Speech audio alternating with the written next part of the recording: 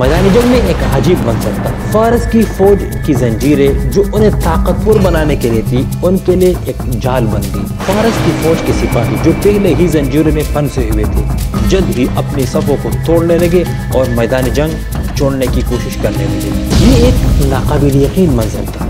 فارس کی طاقتور فوج جو تعداد میں مسلمانوں سے کئی گنا زیادہ اپنی حکمت عملی کی وجہ سے خود ہی اپنے لیے شکست کا سامان کر چکی، مسلمانوں نے اس جنگ کو نہایت مہارت اور حکمت عملی سے جیتا۔ جنگ سلاسل 633 عیسوی اور 12 ہجری میں دریائے فرات کے کنارے کاظمہ کے مقام پر لڑی گئی۔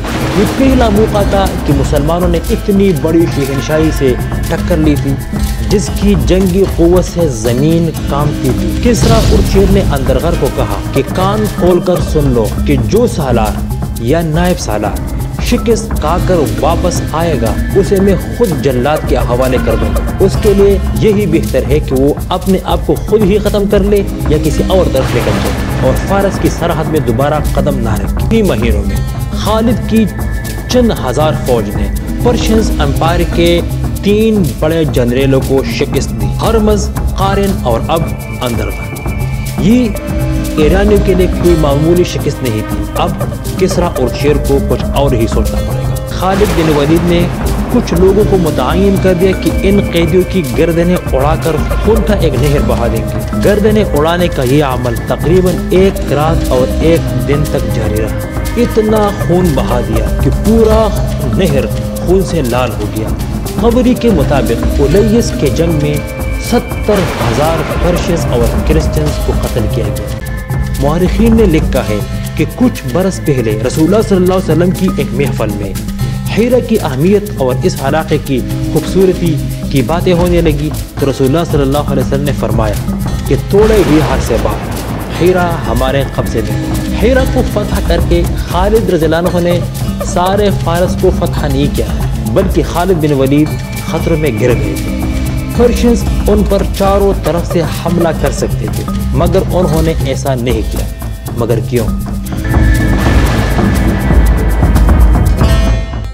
جنگ یمامہ کے بعد تقریباً پورا عرب مسلمانوں کے قبضے میں آ چکا تھا۔ اس وقت دنیا میں 2 بڑی طاقتیں تھیں، رومن امپائر اور پرشین امپائر۔ ان دونوں امپائرز کے بیچ بھی حالات کشیدہ رہتے تھے۔ عرب اس وقت کسی بھی پاور کے تحت نہیں تھا اور یہاں کے لوگ قبیلوں کے شکل میں رہتے تھے۔ اسلام آنے کے بعد اب پورا عرب اسلامک اسٹیٹ بن گیا تھا۔ اس وقت عراق پرشین امپائر کا ایک صوبہ تھا۔ اس کا امیر ہرمز تھا جو ایک بڑا ظالم انسان تھا۔ ہرمز کے ظلم و ستم کا شکار وہ مسلمان تھے جو دجلہ اور فرات کے سنٹر کے علاقے میں رہتے تھے۔ ہرمز کا ان کے ساتھ بس ایک ہی دشمنی تھی کہ وہ مسلمان تھے، کیونکہ پرشینز آتش پرست اور مذہبی لوگ تھے، اس لیے وہ ان لوگوں پر ظلم کرتے تھے جو اپنے آپ کو مسلمان ڈکلیئر کرتے تھے۔ اس علاقے کا نام ابلا تھا۔ وہاں پر مسلمان اپنی بیٹیوں کو پرشینز پر فوجیوں کے ڈر سے گھر میں چھپا کر رکھتے تھے۔ ابلا اس زمانے میں ایک شہر تھا جو عراق اور عرب کی سرحد پر تھا۔ مسلمانوں کی اس آبادیوں میں ایک شخص تھا جس کا نام تھا مسنہ بن حارثہ۔ مسنہ بن حارثہ چھوٹے پیمانے پر پرشینز کے خلاف جھڑپیں کرتا اور پرشین فوج پر شبخون مارتا، لیکن فارس جیسی عظیم سلطنت کے خلاف اس کے وسائل ناکافی تھے۔ ابلا کے اصل رہائشی آتش پرست نہیں تھے بلکہ عیسائی تھے اور اب کافی لوگ مسلمان ہوئے تھے۔ مسنہ بھی ان میں سے تھا۔ مسنہ کو جب پتہ چلا کہ اب ابلا میں حالات بڑے کشیدہ ہے تو اس نے مدینہ کا رخ کیا اور ابوبکر صدیق رضی اللہ عنہ سے ملے اور سارا ماجرا سنایا اور خلیفہ سے مطالبہ کیا کہ وہ پرشینز کے خلاف فوجی کارروائی شروع کرے۔ ابوبکر صدیق رضی اللہ عنہ نے مسنہ بن حارثہ کو واپس بھیجا اور کہا کہ یہ کام خالد بن ولید کے بغیر نہیں ہو سکتا۔ جب وہ یمامہ سے واپس آ جاتے ہیں تو اس پر کارروائی شروع کریں گے۔ خالد بن ولید رضی اللہ عنہ اس وقت جنگ یمامہ سے فارغ ہوئے تھے اور اس کے ساتھ 10,000 فوج تھی۔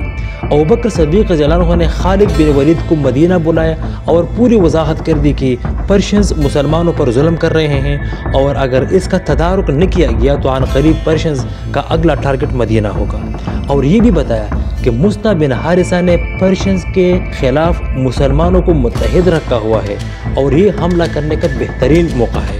پرشینز پر حملہ کرنا کوئی معمولی بات نہیں تھی۔ مدینہ کی ساری لیڈرشپ اس وقت کسی نہ کسی جگہ پر جھوٹے نبیوں یا مرتدین کے خلاف لڑ رہے تھے۔ نہ تو اس وقت مدینہ میں ایسا کوئی لیڈر تھا جو خالد کے ساتھ اس جنگ پر روانہ ہو، اور نہ ہی مدینہ میں کوئی فوج تھی، اور عراق جو پرشینز کا صوبہ تھا اس پر حملہ کرنا کوئی جھوٹی بات نہیں تھی، اور جو فوج جو یمامہ میں خالد رضی اللہ عنہ کے پاس لڑ رہی تھی وہ بھی تھک چکے تھے، اور اس فوج کو یمامہ کے میدان جنگ سے عراق کی طرف لے کے جانا مناسب نہیں تھا۔ اس لیے خالد رضی اللہ عنہ نے جا کر فوج میں اعلان کیا کہ ہم عراق پر حملہ کرنے والے ہیں، اب جو بھی ہمارے ساتھ جانا چاہتے ہیں چلے جائیں، اور جو مدینہ واپس اپنے گھروں کو جانا چاہتے ہیں تو ان کو اجازت۔ اس حکم کے بعد اس کے پاس 10,000 نفری لشکر میں سے 2,000 آدمی رہ گئے، 8,000 مدینہ کو واپس روانہ ہوئے۔ خالد بن ولید نے خلیفہ کو لکھا کہ انہیں فوری طور پر حکومت کی ضرورت ہے۔ اگلے دن خلیفہ کے کہنے پر قبیلہ مضر اور ربیعہ کے 8,000 لوگ یمامہ پہنچے، جہاں خالد رضی اللہ عنہ کے پاس صرف 2,000 کی فوج تھی۔ اب خالد کے پاس 10,000 نفری کا فوج جمع ہو چکا تھا، اور دوسری طرف مصعب بن حارثہ بھی لوگوں کو اکٹھا کر رہے تھے۔ خالد رضی اللہ عنہ کا جو اصل ہدف تھا وہ عراق کا شہر ہیرا تھا، لیکن سیدھا ہیرا پر حملہ کرنا ممکن نہیں، کیونکہ ہیرا سے پہلے کئی مقامات آتے ہیں جہاں پر پرشینز کی فوج کی چھاؤنیاں تھی، کیونکہ یہ سب سے حساس علاقہ تھا۔ ایک طرف رومن امپائر تھی اور دوسری طرف عرب مسلمان قبائل۔ پرشینز آرمی کے لیے یہ ایک حساس بارڈر تھا، اور اس پورے بارڈر کی نگرانی پرشینز وزیر ہرمز کرتا تھا۔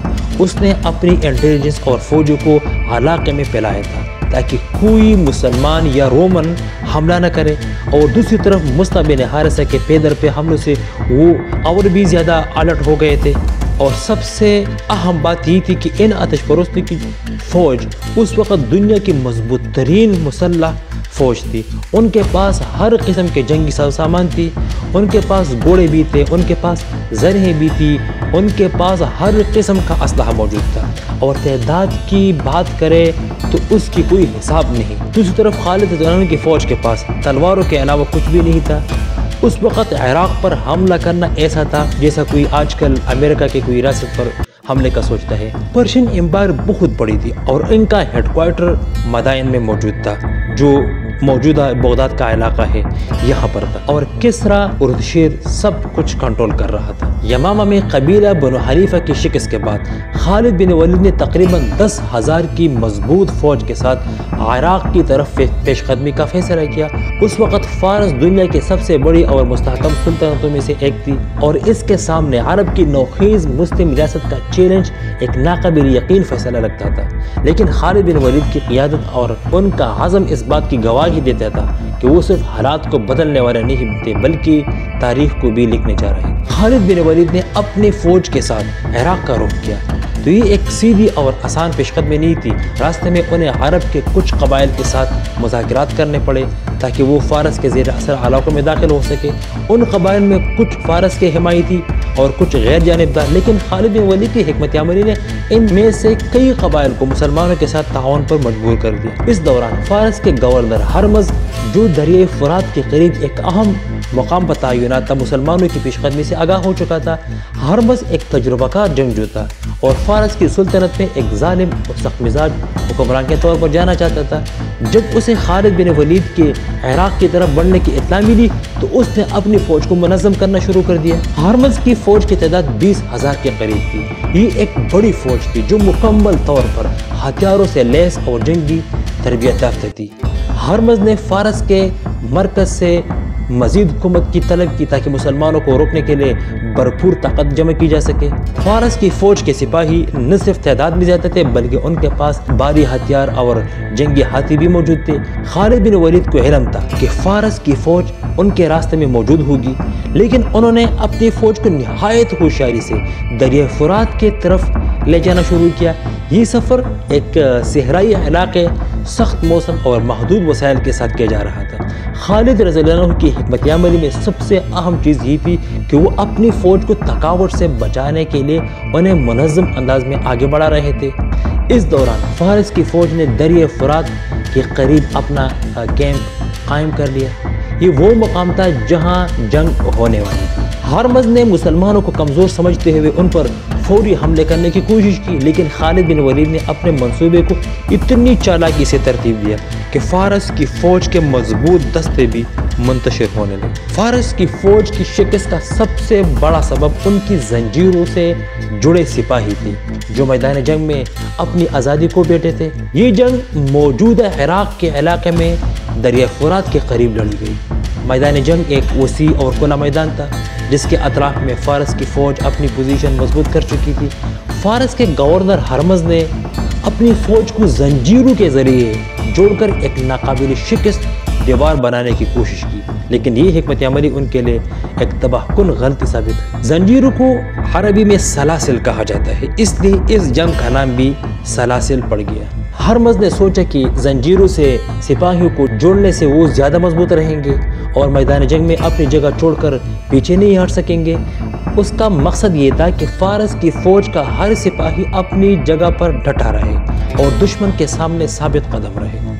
ہرمز کو یقین تھا کہ مسلمان فوج جو تعداد میں کم اور وسائل میں محدود تھی اس مضبوط دیوار کو توڑنے میں ناکام رہے گی۔ دوسری طرف خالد بن ولید نے اپنی فوج کو نہایت مہارت سے میدان جنگ میں ترتیب دیا۔ وہ جانتے تھے کہ فارس کی فوج کی بڑی تعداد اور زنجیروں کا استعمال ان کے لیے ایک چیلنج ہو سکتا ہے۔ خالد بن ولید نے اپنی فوج کو مختلف حصوں میں تقسیم کیا اور ہر حصے کو مخصوص ہدایت دی۔ ان کی حکمت عملی کا سب سے اہم پہلو یہ تھا کہ وہ فارس کی فوج کو تقسیم کرنا چاہتے تھے تاکہ ان کی زنجیروں کی حکمت عملی ہی ان کے خلاف استعمال ہو جائے۔ جنگ کا آغاز اس وقت ہوا جب فارس کی فوج نے مسلمانوں پر بھاری حملہ کرنے کی کوشش کی۔ ہرمز نے اپنی فوج کو مضبوط دستے کو سامنے رکھا تاکہ وہ مسلمانوں کی صفوں کو توڑ سکے، لیکن خالد بن ولید نے اپنی تیز رفتار سواروں کی ٹیم کو ان پر حملہ کرنے کے بھیجا۔ مسلمانوں کی سوار فوج نہایت تیزی اور مہارت سے حرکت کرتی رہی جس سے فارس کی فوج کی زنجیروں سے جڑے سپاہی بے بس ہو گئے۔ وہ نہ اپنی جگہ سے ہل سکتے تھے اور نہ ہی تیزی سے حرکت کر سکتے تھے۔ مسلمانوں نے اس کمزوری کا بھرپور فائدہ اٹھایا۔ جنگ کے دوران ہرمز نے خالد بن ولید کو مقابلے کا چیلنج دیا جسے خالد بن ولید نے قبول کیا۔ مختصر مگر زبردست مقابلے کے بعد خالد نے ہرمز کو ہلاک کر دیا اور اس کی موت نے فارس کی فوج کے حوصلے توڑ دیے۔ میدان جنگ میں ایک عجیب منظر تھا۔ فارس کی فوج کی زنجیریں جو انہیں طاقتور بنانے کے لیے تھی ان کے لیے ایک جال بن گئی۔ جب مسلمان فوج نے حملہ کیا تو وہ سپاہی جو زنجیروں سے جڑے ہوئے تھے اپنی جگہ سے ہل نہ سکے۔ اس کے نتیجے میں مسلمان تیزی سے ان کی طرف گھومنے لگے اور ان پر حملہ کرنے لگے۔ فارس کی فوج کے سپاہی ایک دوسرے کو بچانے کے قابل نہ تھے کیونکہ زنجیریں ان کی حرکت کو محدود کر چکی تھی۔ فارس کی فوج کے سپاہی جو پہلے ہی زنجیروں میں پھنسے ہوئے تھے جلد ہی اپنی صفوں کو توڑنے لگے اور میدان جنگ چھوڑنے کی کوشش کرنے لگے، لیکن زنجیریں ان کی راہ میں رکاوٹ بن گئی۔ یہ ایک ناقابل یقین منظر تھا۔ فارس کی طاقتور فوج جو تعداد میں مسلمانوں سے کئی گنا زیادہ تھی اپنی حکمت عملی کی وجہ سے خود ہی اپنے لیے شکست کا سامان کر چکی۔ مسلمانوں نے اس جنگ کو نہایت مہارت اور حکمت عملی سے جیتا۔ جنگ سلاسل کی یہ فتح مسلمانوں کے لیے نہ صرف ایک بڑی کامیابی تھی بلکہ فارس کی سلطنت کے زوال کا آغاز بھی۔ یہ واضح ہو گیا کہ خالد بن ولید کی قیادت میں مسلمان کسی بھی چیلنج کو قبول کر سکتے ہیں اور دنیا کی سب سے بڑی طاقتوں کا مقابلہ کر سکتے ہیں۔ جنگ سلاسل 633 عیسوی اور 12 ہجری میں دریائے فرات کے کنارے کاظمہ کے مقام پر لڑی گئی۔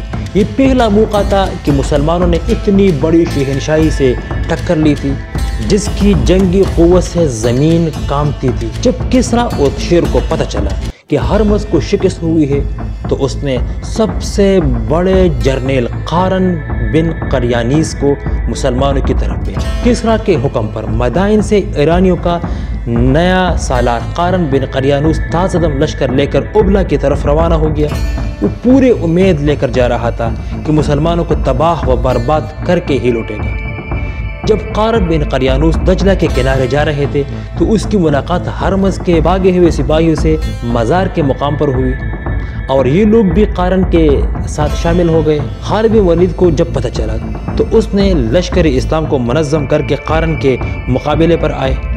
مسلمانوں اور پرشنز کے درمیان سخت لڑائی ہوئی۔ مسلمانوں کی لشکر سے معقل بن العاشی نے قارن کو مارا۔ ان کے بڑے بڑے جنگجو مارے گئے جس کی وجہ سے پرشینز کو شکست ہوئی اور کافی لوگ نہر میں ڈوب گئے۔ تقریباً 3000 پرشینز مارے گئے۔ ان دو لڑائیوں میں ہرمز اور قارن جیسے بڑے بڑے جنگجو مارے گئے، لیکن کسریٰ اردشیر نے ابھی شکست تسلیم نہیں کی تھی۔ اس کے پاس اب بھی بے پناہ فوج موجود تھی اور مدینہ کے مجاہدین کو وہ اب بھی بدو اور صحرائی لٹیرے کہتا تھا۔ اس بار اردشیر نے اپنے ایک بڑے جرنیل اندرغر کو مسلمانوں کے خلاف لڑنے کے لیے منتخب کیا۔ کسریٰ نے اندرغر اور دوسرے سالاروں کو بلایا اور کہا کہ ہونا تو یہ چاہیے تھا کہ ہم مدینہ پر حملہ کر دیتے، لیکن حملہ انہوں نے کر دیا ہے اور ہماری فوج ہر لڑائی میں شکست کھاتی ہے۔ کسریٰ اردشیر نے اندرغر کو کہا کہ کان کھول کر سن لو کہ جو سالار یا نائب سالار شکست کھا کر واپس آئے گا اسے میں خود جلاد کے حوالے کر دوں گا۔ اس کے لیے یہی بہتر ہے کہ وہ اپنے آپ کو خود ہی ختم کر لے یا کسی اور طرف نکل جائے اور فارس کی سرحد میں دوبارہ قدم نہ رکھے۔ کسریٰ اردشیر نے اندرغر کو کہا کہ مدائن اور ارد گرد سے جس قدر فوج ساتھ لے جانا چاہتے ہو لے جاؤ، اور دوسری طرف سالار بہمن بھی ایک عظیم لشکر لے کر آئے گا۔ کسریٰ نے اندرغر اور بہمن جازویہ دونوں کو حکم دیا اور واللہجہ کے مقام پر خیمہ زن ہو جاؤ اور دونوں مل کر مسلمانوں کو گھیرے میں لینے کی کوشش کرو۔ کسریٰ نے دونوں جرنیلوں کو صاف حکم دیا کہ میں کوئی مسلمان قیدی نہیں دیکھنا چاہتا، میں ان کی لاشیں دیکھنا چاہتا ہوں۔ عراق میں عیسائیوں کا ایک قبیلہ آباد تھا جس میں کچھ لوگ مسلمان بھی ہو گئے تھے۔ اس قبیلے کا نام بکر بن وائل تھا۔ اندرغر نے ان عیسائیوں کو مسلمانوں کے خلاف اکسایا اور بکر بن وائل کے عیسائی جنگجو کو اپنے ساتھ شامل کیا۔ مسلمانوں کے خاتمے کے لیے اب مدائن سے دو بڑی عظیم فوجیں واللہجہ کی طرف آ رہی تھی۔ ایک فوج اندرغر کے زیر نگران تھی جس میں بکر بن وائل کے عیسائی بھی شامل تھے، اور دوسری فوج بہمن جازویہ کی زیر کمان دوسری طرف سے آ رہی تھی۔ ان دو افواج کا پلاننگ یہ تھا کہ سب سے پہلے اندرغر کی فوج واللہجہ پہنچ کر بہمن کا انتظار کرے گی اور پھر دونوں افواج مل کر اچانک مسلمانوں پر دونوں اطراف سے حملہ کر کے ختم کر دیں گے۔ لیکن عیسائیوں کی بستی سے مسنع بن حارثہ کا ایک جاسوس نے خالد بن ولید کو یہ پیغام بھیجا کہ دونوں افواج حملہ کرنے کے لیے آ رہے ہیں۔ جب خالد بن ولید کو پتہ چلا کہ اندرغر کی فوج واللہجہ میں قیام کرے گی اور بہمن کا انتظار کرے گی، تو اس نے یہ پلان بنایا کہ ہم بہمن کے آنے سے پہلے ہی اندرغر کے فوج پر واللہجہ میں حملہ ور ہوں گے۔ یہ سمندری علاقہ تھا اور چھوٹی چھوٹی پہاڑیاں بھی تھی۔ خالد بن ولید نے اپنے فوج کے 3 دستے بنائے، 2 دستے گھڑ سواروں کے جو مسلح تھے اور تعداد میں بھی زیادہ تھے، ایک دستہ پیدل کا بنایا جس کی کمان وہ خود کر رہے تھے۔ خالد بن ولید نے ایک زبردست پلاننگ بنائی۔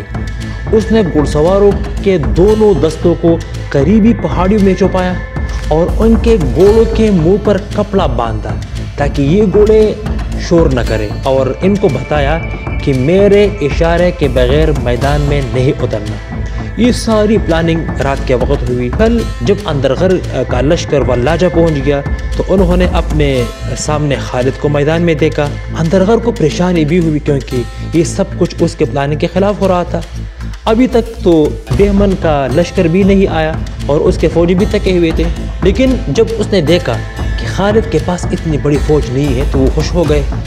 دونوں فوجوں کے درمیان شدید لڑائی شروع ہو گئی۔ مسلمانوں نے شدید حملہ کیا لیکن پرشینز کی تعداد بہت زیادہ تھی۔ اندرغر بڑے خوشی سے لڑ رہے تھے اور اپنی فوجوں کو بتایا کہ ایک بھی مسلمان زندہ نہیں رہنا چاہیے۔ مسلمان جنگجو اتنے تک گئے کہ خالد بن ولید سے پوچھ رہے تھے کہ گھڑ سواروں کے دستوں کو کب بلانا ہے۔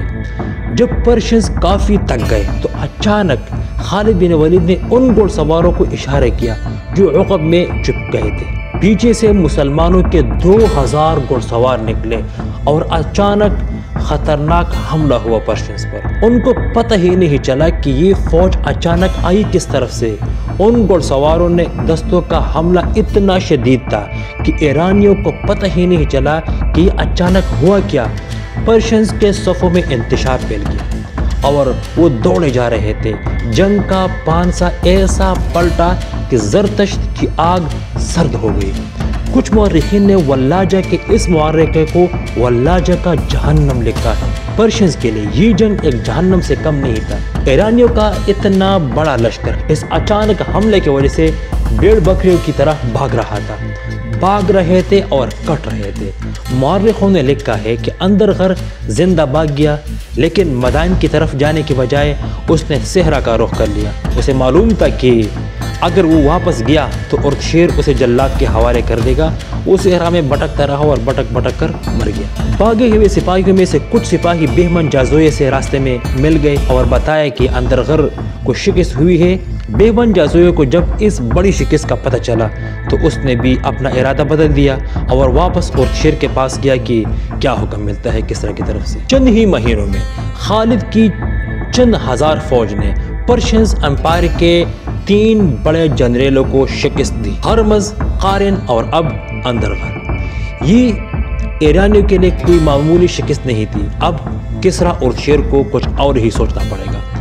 اس جنگ میں بہت زیادہ عیسائی مارے گئے تھے۔ اردشیر نے اس موقع سے فائدہ اٹھایا اور اس نے اپنے ایک سالار کو وہاں بھیجا کہ جاؤ اور عیسائی قبائل میں جنگ کے لیے اشتعال پیدا کرو۔ انہوں نے فیصلہ کیا کہ تمام فوج کو اولیس کے مقام پر اکٹھا کریں گے اور کسی بھی مسلمان کو زندہ نہیں چھوڑیں گے۔ عیسائیوں کی عظیم لشکر اولیس کے مقام پر جمع ہو گیا اور دوسری طرف مدائن سے ایرانیوں کی عظیم لشکر آ رہی تھی اور ان 2 لشکروں نے اولیس کے مقام پر اکٹھا ہونا تھا۔ اولیس سے آگے حیرہ کا ایک بہت بڑا شہر تھا جس کی اہمیت تجارتی اور فوجی لحاظ سے بہت زیادہ تھی۔ آبادی کے لحاظ سے یہ شہر عیسائیوں کا تھا، لیکن پورا کنٹرول پرشینز کے ہاتھوں میں تھا اور اس کے بارے میں کہا جاتا تھا کہ حیرہ ایران کا ہیرا ہے اور مسلمانوں کے لیے حیرہ فتح کرنا بہت ضروری تھا۔ اولیس کے مقام پر جب پرشینز کے دونوں فوجیں پہنچ گئی اور خیمے ڈال دیے اور کھانا پکانا شروع کیا،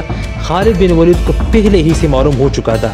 جیسے ہی وہ کھانے اور خیمے گاڑنے میں مصروف ہو گئے، خالد بن ولید نے اچانک ان پر حملہ کیا اور بے خبری میں ان پر ایسا وار کیا کہ ان کو پتہ ہی نہیں چلا۔ ان کے فوجی ہر سمت میں بھاگ رہے تھے۔ خالد بن ولید نے اللہ تعالیٰ سے اس وقت دعا کی کہ اگر مجھے فتح نصیب ہوئی اور جتنے کافروں کو میں نے پکڑا میں کسی کو بھی زندہ نہیں چھوڑوں گا اور سب کے سب قتل کروں گا۔ جیسے ہی لوگ بھاگنے لگے، خالد رضی اللہ عنہ نے اعلان کیا کہ کسی کو بھی نہیں چھوڑو، سب کو قید کرو۔ خالد بن ولید کو فتح حاصل ہو گئی اور ہر طرف سے جنگیوں کو قید کر دیا گیا۔ جب پکڑ دکڑ کا عمل پورا ہو گیا تو جتنے قیدی تھے خالد بن ولید نے کچھ لوگوں کو متعین کر دیا کہ ان قیدیوں کی گردنیں اڑا کر خون کا ایک نہر بہا دیں گے۔ گردنیں اڑانے کا یہ عمل تقریباً 1 رات اور 1 دن تک جاری رہا۔ اتنا خون بہا دیا کہ پورا نہر خون سے لال ہو گیا۔ قبری کے مطابق اولیس کے جنگ میں 70,000 پرشینز اور کرسچنز کو قتل کیا گیا۔ کچھ کتابوں میں لکھا گیا ہے کہ حضرت عمر رضی اللہ عنہ کی خالد بن ولید سے ناراضگی کی ایک وجہ یہ بھی تھی کہ اس نے کثیر مقدار میں قیدیوں کو قتل کیا۔ اس جنگ میں شہر امغیشہ کے بہت لوگ مارے گئے تھے۔ جب خالد اولیس کے فتح سے فارغ ہو گئے تو امغیشہ آئے، مگر آپ کے آنے سے پہلے ہی لوگ اتنے ڈر گئے تھے کہ بستی چھوڑ کر بھاگ گئے تھے۔ امغیشہ حیرہ کے برابر کا شہر تھا۔ امغیشہ میں کوئی لڑائی نہیں ہوئی، لیکن سب سے زیادہ مال غنیمت مل گئی۔ ابو بکر رضی اللہ عنہ کو جب اس فتح کا علم ہوا تو فرمایا کہ اے قریش کے لوگوں، تمہارے شیر نے ایک شیر پر حملہ کیا اور اس کی غار میں گھس کر اس کو مغلوب کر دیا۔ عورت خالد جیسا بہادر پیدا نہیں کر سکتی۔ جنگ اولیس میں مسلمانوں کی شاندار فتح کے بعد خالد بن ولید نے حیرہ کی طرف پیش قدمی کا فیصلہ کیا۔ ان کا مقصد فارس کی سلطنت کے شمالی علاقوں میں اسلامی اقتدار کو مضبوط کرنا اور وہاں کے قبائل کو اسلام کی جانب مائل کرنا تھا۔ حیرہ کی فتح مسلمانوں کے لیے اس خطے میں ایک نہایت اہم کامیابی ہوتی، کیونکہ یہ شہر فارس کے دفاعی نظام کا حصہ تھا اور اس کی فتح سے فارس کی طاقت مزید کمزور ہو جاتی۔ خالد بن ولید نے حیرہ کے قریب پہنچ کر شہر کے دفاع کا جائزہ لیا۔ یہ شہر مضبوط قلعوں اور حفاظتی دیواروں سے گھرا ہوا تھا اور اس کی حفاظت کے لیے فارس کی ایک طاقتور فوج تعینات تھی۔ شہر کے حکمرانوں نے مسلمانوں کی آمد کے بعد اپنی فوج کو منظم کیا اور قلعے کے اندر سے مزاحمت کی تیاری کی، لیکن خالد بن ولید نے اپنی جنگی حکمت عملی کے ذریعے دشمن کے تمام منصوبے کو ناکام بنا دیا۔ خالد بن ولید نے اپنی فوج کو مختلف حصوں میں تقسیم کیا اور قلعے کے چاروں اطراف سے حملہ کیا۔ مسلمانوں نے قلعے کے دروازے توڑنے کی کوشش کی اور ایک بڑی لڑائی شروع ہوئی۔ فارس کے سپاہیوں نے قلعے کے اندر سے شدید مزاحمت کی، لیکن مسلمانوں کی بہادری اور خالد بن ولید کی حکمت عملی کے سامنے وہ زیادہ دیر ٹھہر نہ سکے۔ مسلمانوں نے قلعے کے دروازوں پر چڑھ کر دشمن کے سپاہیوں کو ختم کیا اور آخرکار شہر کے دروازے کھول دیے۔ ہیرا کے حکمرانوں نے اپنی شکست تسلیم کرتے ہوئے مسلمانوں کے سامنے ہتھیار ڈال دی۔ انہوں نے مسلمانوں کے ساتھ صلح کی اور جزیہ دینے پر آمادگی ظاہر کی۔ اس کے بعد ہیرا پر مسلمانوں کا کنٹرول قائم ہو گیا اور یہ شہر اسلامی ریاست کا حصہ بن گیا۔ ہیرا کی فتح نہایت اہمیت کی حامل تھی کیونکہ یہ شہر فارس کے علاقے میں اسلامی اقتدار کو مستحکم کرنے میں مددگار ثابت ہوا۔ اس فتح کے ذریعے مسلمانوں نے فارس کے دفاعی نظام میں ایک بڑی دراڑ ڈال دی اور اس خطے کے دیگر علاقوں میں اسلامی فتوحات کے لیے ایک راستہ ہموار ہوا۔ ہیرا پر مسلمانوں کے قبضے کی تکمیل ہو گئی۔